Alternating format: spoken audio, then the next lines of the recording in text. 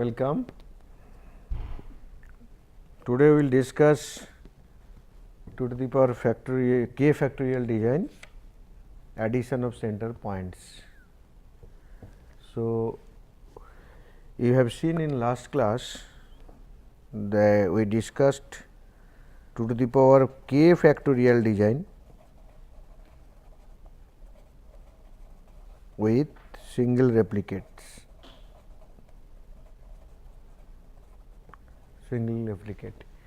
And we have given an example to the power 4 factorial design with to the power 4 16 runs, and in analysis we have seen that with this single replicate you are not able to estimate the error part. Particularly we are talking about MAC or SAC,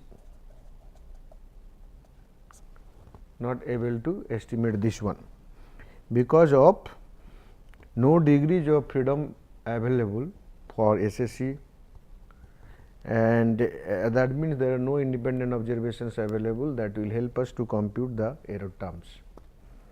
So, we have adopted a policy there we say that estimate all the effects and their contribution and find out the percentage contributions, and then see which are the effects having low percentage contribution and discard them, primarily following the policy of sparsity of effect principles, means the higher order interactions will have negligible effect. So, the same problem, this problem, the error calculation problem can be sorted out with single replicate plus having another experimental setting which is known as central point. For example, if we discuss with reference to the power 2 factorial design, then this is the diagram.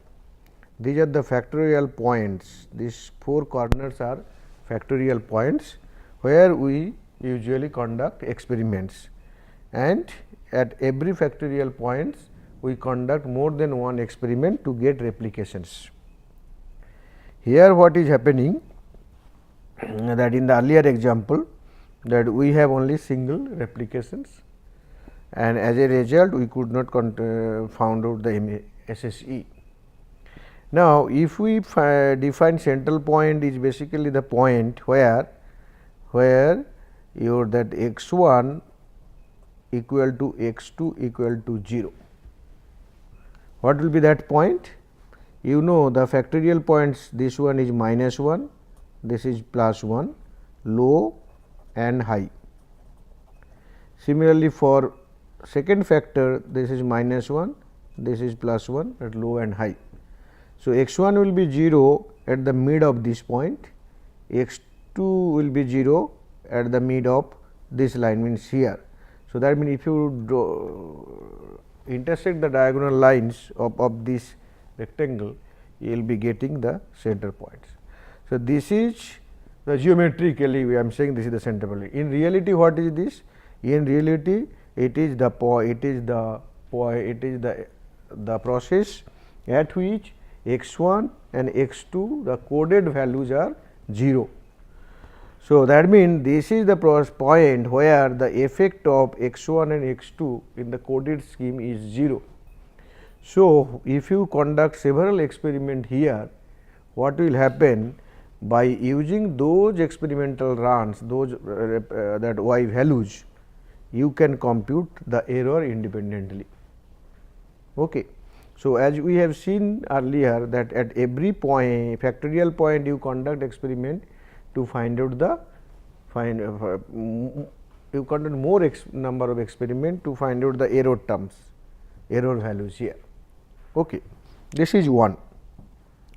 Suppose you go for the 3 factor case, in that case the central point is 1 where x 1, x 2, x 3 equal to 0, and the 8 corner points are the factorial points. So, center point is 1 where the effect of the factors is 0. In the way we have defined the scheme. Another important thing is that this is the point where mostly the process is run, and this is the point which is more familiar to the production system, means actual operations. The reason is usually we define the high low like minimum is low and maximum is high, and most of the time you will be seeing that in between the two, the middle point, the operator will try to fix the process or set the process at this point, which is that is why which is the most familiar condition in the production during actual production. So, this is one advantage of having center point. Second one is that when we do 2 to the power k factorial design, we assume that the response surface is linear. So, although higher order interaction effects are negligible, plus the effects are linear, that is the best possible situation when you go for 2 to the power k factorial design. It is basically used for screening purposes. So, if the process that there is a linear relationship, then what will happen? You have to test it beforehand. Otherwise, the linear model with interaction, if you fit, it may not be the correct one. Now, the concept here is if you develop the response surface, suppose this is a x 1 and this is x 2, and suppose y is in this side. So, this is y response, this is x 1 and this is x 2. So, what you assume that for any particular value, whether it is a factorial points, suppose if I do like this, whether it is factorial points or center points, if the surface is linear. So, what will happen? The average value at these points and average value at the center point, that should be almost equal. Okay. So, that means if there is nonlinearity, then the y will not be equal at all the factorial points as well as the center point. Now, there will be difference in the average value of response taking observations of the factorial point and observation at the center point. So, the difference if significant, then there is quadratic effect, second order, that higher order effect, not linear, that first order with the interaction, it will be second order maybe, and with interaction effects also. So, we will be in a position to, if we use center points, we will be in a position to find out whether there is quadratic error is there or not, quadratic error or pure curvature is there or not. So, this is another one hand, that at the factorial points, if you have single observations with center point, the estimation of error, that is possible. Another one is if there is any quadratic error, that can be tested with using the center points. Center point give you more data. So, as a result, what happened? We have more information and we can do more kind of analysis. Okay. So, with this background, let me tell you that this preparation we have made using the Montgomery book. Now, we will show you the regression surface, which is also known as response surface.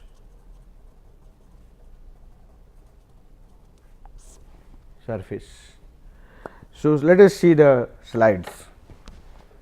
If I use first order with interaction, this is our regression equation.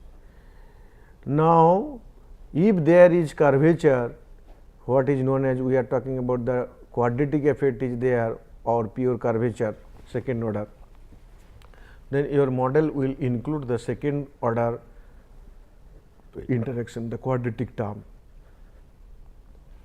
So, suppose you have, when you do your factorial experiment, there you will find out that you will not be able to estimate these other parameters, the quadratic part also. So, here what we are, that is why we are assuming that. So, as I have already discussed, so if there you have to test whether there is curvature, in that sense the quadratic effect is there or not, you require to have a test. So, with reference to this example, what you are doing when you conduct the experiment or this example or higher order example, suppose you have nf number of, nf is the number of factorial experiments,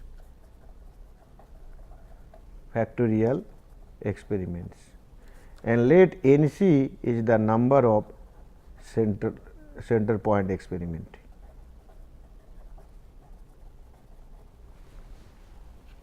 Okay. So, as I told that, then if you compute here the average of responses is y f bar and here average of response is y c bar. So, if there is no quadratic, the curvature effect, what will happen ultimately? You will, that it is expected that y f bar minus y c bar, theoretically it should be 0, but it will be, there will be some value, you will not get exact value because of that randomness, nuisance factors and all those things are there. But if the quadratic effect is there, then let us square it, and you have how many data points, nf and nc. So, you multiplied these two and divided by nf plus nc. This is a measure of SS pure quadratic.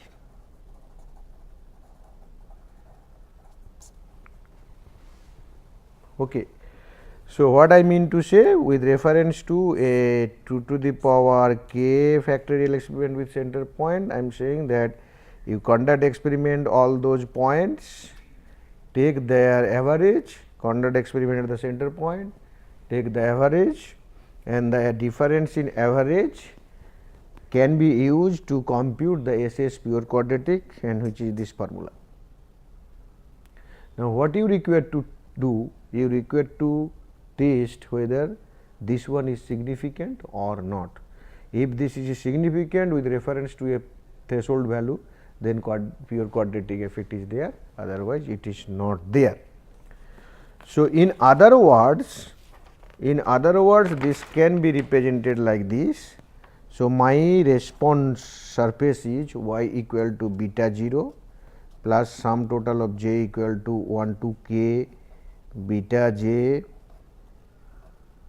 x j, that is your main effects.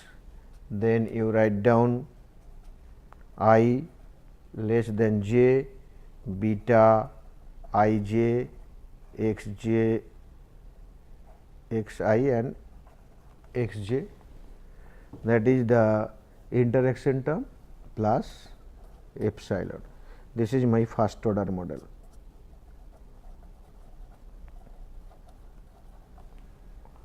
Now, if there is the quadratic effect is present, then your model will be this beta j x j plus I less than j beta I j x I x j plus there will be another term j equal to 1 to k beta j j x j square plus epsilon.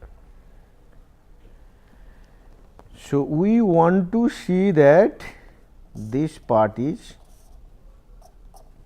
negligible. This will be negligible when beta j equal to 1 to k beta j this will become 0, because x j square will be always 1 if we go for coded variable. Okay. So, when I say that S S pure quadratic, we say this equal to n f n c y f bar minus y c bar square by n f plus n c. This one will follow certain distribution, and then with using this we will basically test that the two hypotheses is H 0 is sum total of j equal to 1 to k beta j equal to 0. Alternate hypothesis is sum total of j equal to 1 to k beta j not equal to 0. So, this is the test, this is what is the statistics, this is the hypothesis. Using these statistics you will test this hypothesis. So, if this hypothesis is null hypothesis is satisfied, this becomes 0. So, this is a first order model with interaction. Okay. How do you basically arrived at that relation between this S S pure quadratic vis-a-vis this j equal to 1 to k beta j equal to 0, that some explanation is like this. Okay. So, expected value of y bar at factorial points, this will be your 1 by n f into n f beta 0, n f beta 1, like this you go up to n f beta k k.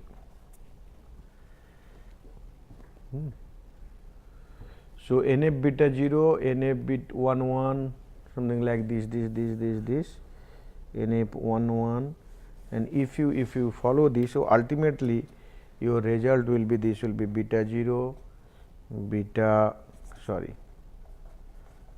0 beta 1 1 beta 2 2.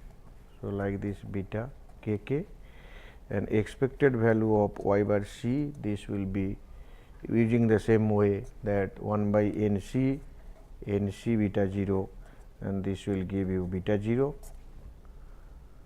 and ultimately that expected value of y bar f minus y bar c, this will be the difference between, that means expected value of y bar f minus expected value of y bar c.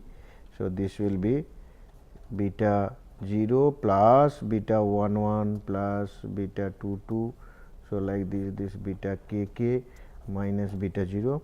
So, this is basically beta 0 beta 1 1 beta 2 2.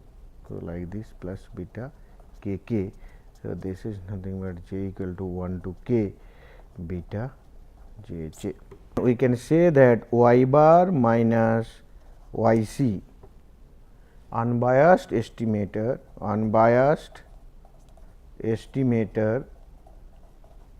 of the sum of the pure quadratic model parameters, of the sum of the pure quadratic model parameters, that is sum of pure quadratic model parameters. What is y f bar? That is average of responses of all the experimental runs conducted on factorial points. Y bar c is the average of responses of all the experimental runs conducted on the center point. Okay. So, obviously, the y bar cap, y bar f or y f bar minus y c bar, this is a random variable. So, having mean is, already we have seen that mean value expected bar that minus this will be this, and what will be the variance of this y bar minus y c bar? This variance will be sigma square 1 by n f plus 1 by n c. So, you all know that if y is suppose distributed normally, let it be y is distributed with mean mu and variance sigma square. When you collect a sample, y bar will be distributed with mean mu and variance sigma square by n. That is what is happening, sigma square by this. Because of the constant error variance across all level of x for y, so sigma square is the y variability, whether it is conducted in factorial point or central point, irrespective of this will be error variability. So, this one we will sigma square we will get, and we will basically use sigma square cap. Fine. We all know a statistics called C0, which is y f bar minus y c bar by this minus expected value of y f bar minus y c bar divided by variance square root of variance of y f bar minus y c bar. This is what T statistics, or this is a what I can say, this is a quantity which is T distributed, and it will be having n c minus 1 degrees of freedom with follow T distribution with n c minus 1 DO F when under H0 is true. So, this quantity is y f bar minus y c bar minus expected value is sum total j equal to 1 to k beta j j divided by variance is sigma square root of 1 by n f plus 1 by n c. Now, when H0 is true, H0 is sum of beta j j equal to 0. So, this quantity becomes 0. So, this will become y f cap minus y c bar cap by sigma square root of 1 by n f plus 1 by s. Now, what will happen if you square it? Suppose I make T 0 square. So, this will be y f minus y c bar this square divided by sigma square into 1 by n f plus 1 by n c. So, this is nothing but n f n c y f bar minus y c bar square divided by n f plus n c into sigma cap square. So, here what will happen, this T square from theory we know T square equal to f. So, this quantity follows f distribution.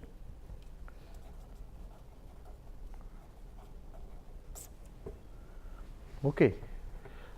So, that means either you do one thing, that absolute value of T 0 greater than T alpha by 2 n c minus 1, and then we say that quantity effect is actually if this is the case. So, H0 is quantity effect is not there, H0 is quantity effect not there. If this quantity is less than greater than this, then H0 will be rejected, other way it will be accepted. So, I will give you the example here, that what we have discussed in last class, that filtration rate. So, with single replicates, so there are 4 factorial points, and these are the run levels, and these are the response values. and this is what is our contrast constants for all those effect parameters, and these things are known to you.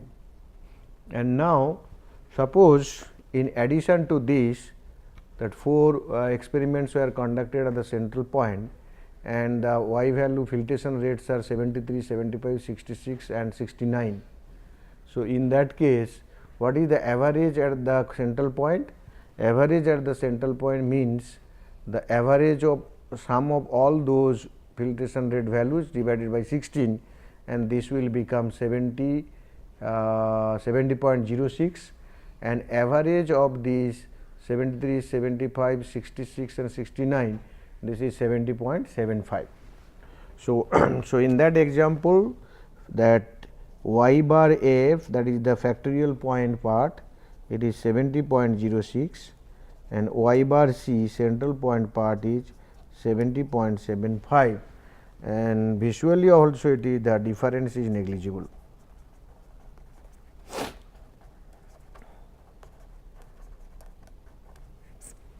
Difference is negligible. So, now what happened? We will use the test. What we will calculate? We will calculate SS pure quadratic. So, you know this is NF NC y bar f minus yc bar the square divided by NF plus NC. So, NF is 16, NC 4 and YF bar is 70.06 minus YC bar is 17.75 square divided by 16 plus 4, the resultant value will be 1.51. Okay. Now, we want to compute the MAC value. So, at the center point values can be used to compute MAC. This is nothing but sum of I equal to 1 to 4 center point values yi minus 70.75 the square divided by 3.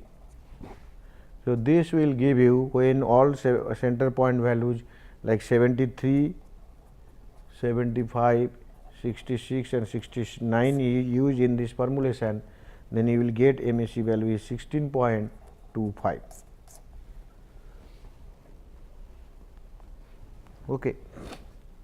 Now, this SS and MAC, because of having center point, you are able to compute this center point experiment, and also because of having both factorial and center points experiment, you are able to compute the quadratic part also effect SS. So, now let us see that after adding the central points, when the final what is the final results. So, you see all the model parameters starting from the main effects to the fourth order interaction effects, their sum square the way we have shown you in the last class, this is as it is there. So, in addition what happened, the that pure error, that is the quadratic curvature and quadratic error, that all pure error is basically this is the error when y is at the center point, y values are obtained at the center point. So, you have seen that the mean MAC value is 16.25. Okay. So, that means 16.25 into 3 48.75. So, that means yi SSE at center point is what? SSE center point is sum total of I equal to 1 to 4 yi minus yc bar square. So, this value is 48.75. So, obviously, it has 3 degrees of freedom. So, we have MAC divided by 3 16.25. So, in addition, here is the curvature, the quadratic curvature, pure quadratic curvature 1.51, that I have shown you earlier in calculation. In calculation, we have seen that SS pure quadratic curvature is this. So, you are now having all information with you.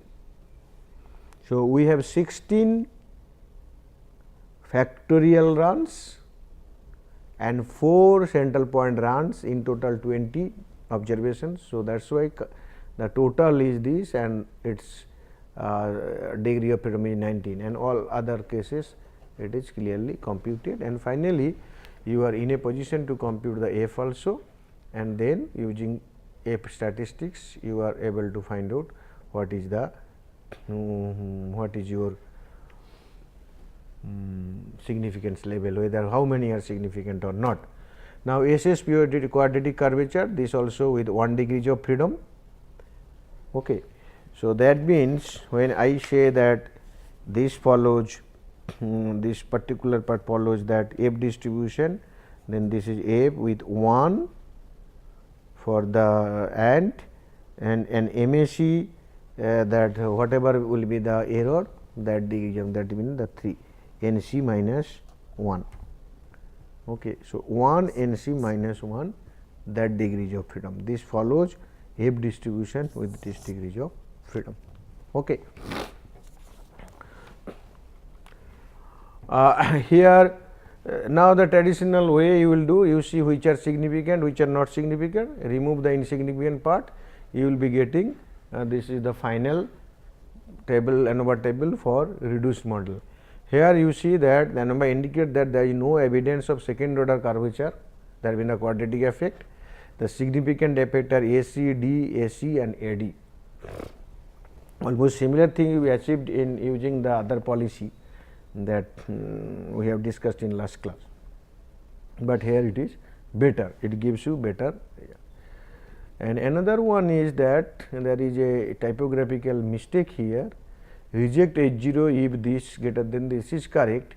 So, this shows that quadratic if H0 is rejected, then there is quadratic curvature.